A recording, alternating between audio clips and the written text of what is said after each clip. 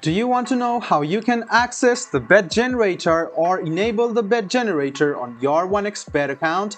If yes, then this video is for you. Hello and welcome to TechTube. It's your host back again with yet another interesting tutorial video. In this video, I'm going to teach you how you can enable the bet generator or access the bet generator on your 1xBet account. Go ahead and open any type of browser on your PC and then search for 1xbet.com on your browser. And then this page will load up. After your page loads up, go ahead and log into your account. After you've logged into your account, what you need to do is click on Settings, which is right beside My Account option. You can see the Settings option. Go ahead and click on this drop down menu and you can see the Bet Generator option. If you click on it, it will show you the Bet Generator.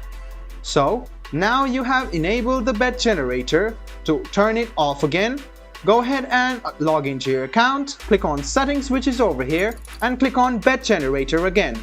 If it turns white, it is off, and if it turns this color, you can see that this is on.